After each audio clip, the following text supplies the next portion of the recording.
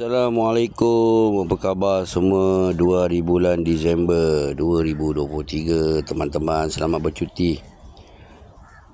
Kita akan lihat minggu ni broker keamanan terbaik akan muncul untuk hentikan peperangan di Gaza masa ini. Dan siapa broker itu adalah China di UN Council, di mana Saudi dan Iran yang menghantar surat proposal pada UN. Dan statement Wang Yi di UN Security Council, dia berkata yang masalah di Gaza akan merebak di seluruh Middle East. Dan kita kena ada diplomasi yang harus dilakukan serta-merta. Dan jangan lupa proposal yang China bawa diberi oleh Saudi dan Iran. Dan Spain juga dah menyokong gencatan senjata di Gaza. Dan China menggunakan diplomasi, bukan perang. Ini semua negara Middle East mahukan. Kerana Middle East bukan Nazi Jerman yang menghalau Yahudi. Kerana mereka Middle East, pandangan dan pembangunan. Dan dengan peperangan apa yang dah jadi kepada Iran, Iraq, Syria dan Libya, padang jarak, padang Tukoko jadi bandar mereka. Jadi mereka tidak mahu benda ini terjadi lagi.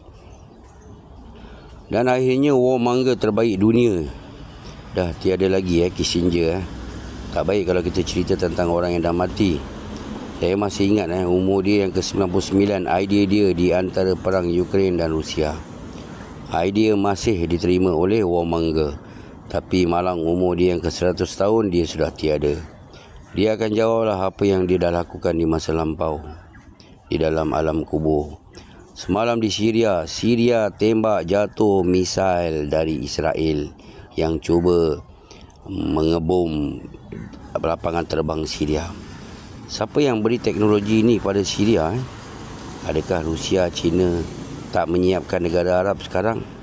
Seperti kata saya semalam, yang teknologi perang Rusia dan Ukraine sudah berada di Middle East.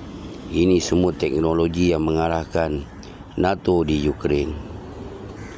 Netanyahu menggunakan senjata yang US berikan, dan senjata US dah kalah di Ukraine. Jadi Israel menggunakan senjata US untuk memporak-perandakan Middle East dengan senjata NATO. Salah hari bulan Israel. Senjata anti-misil US di mana? Di Syria sekarang. Kerana Israel cuba mengebom lapangan terbang Syria, tapi kali ini gagal. Jadi di mana senjata anti-misil US berada? Di Israel lah. Iran berkata kepada Israel, anda beri senjata dan Mossad berada di Ukraine untuk melatih askar Ukraine. Seperti kami tak akan berhenti bantuan senjata dan bantuan kepada Houthi dan Hizbullah. Dan walau Qatar sendiri berkata tidak akan berhenti memberi bantuan kepada Hamas selagi perang ini berjalan. Dan kita akan nampak perang Gaza ini akan menjadi perang yang dunia nampak Western pilih kasih, dan Middle East sekarang ada pilihan di mana mereka akan berada, di kumpulan yang mana satu.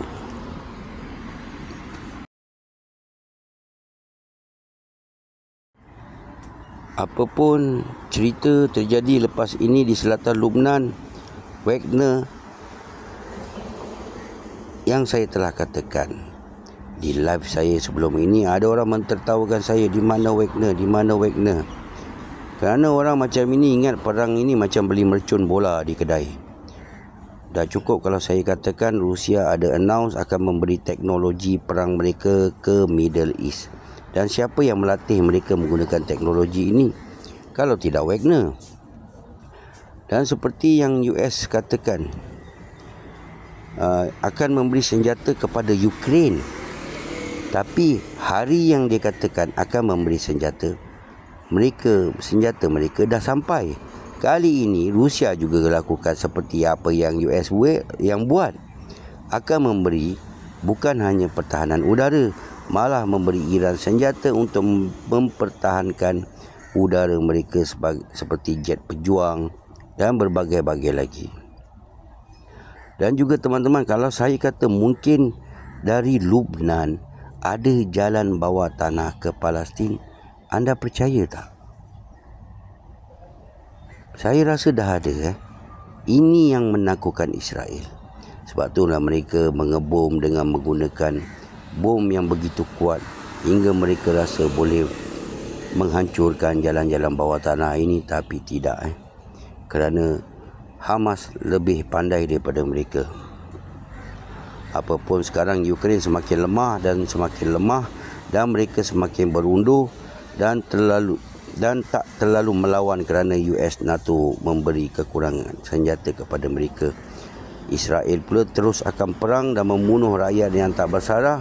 Hanya Allah yang merancang dan Allah akan beri balasan kepadamu. Okey, kita update lagi sikit pasal Gaza. Ada perbualan antara Blinken dan Netanyahu.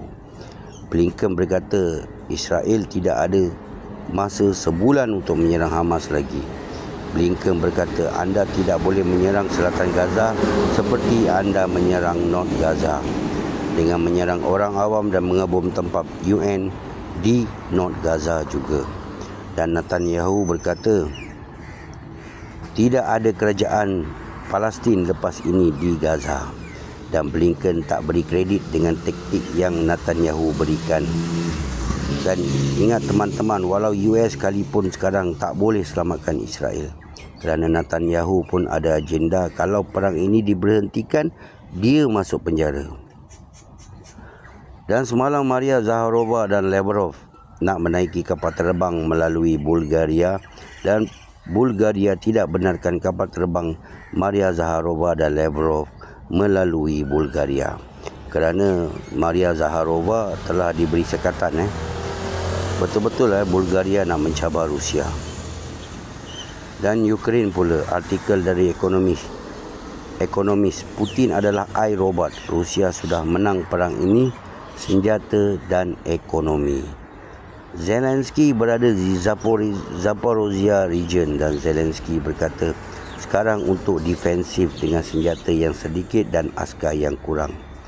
Dan Zelensky berkata tak akan join dengan NATO dan kita tak akan dapat atau tidak dapat nak join dengan NATO.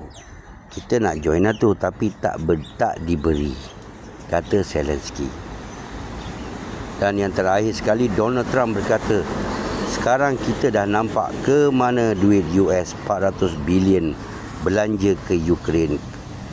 Ukraine belanjakan ke 400 kaki kapal layar. Ini yang Donald Trump katakan. Ini yang saya katakan semalam. Zelensky ini korup kuat. Jadi Donald Trump buat pengumuman semalam. Semalam berita saya, hari ini Donald Trump dah kata. Nampak? Semua duit, semua pergi kat buaya-buaya besar dalam dunia. Lagi 3-4 tahun, anda akan lihat. Ada je orang kaya yang kita tak kenal akan membeli company football club dalam dunia yang ternama. Kerana 400 bilion bukan sedikit. Lagi 400 bilion duit Rusia diorang nak ambil, nak bagi kat Ukraine. Sekarang ni diorang tengah cuba dapatkan. Jadi duit ni bukan sedikit. Mereka akan kaya tak lama lagi. Assalamualaikum.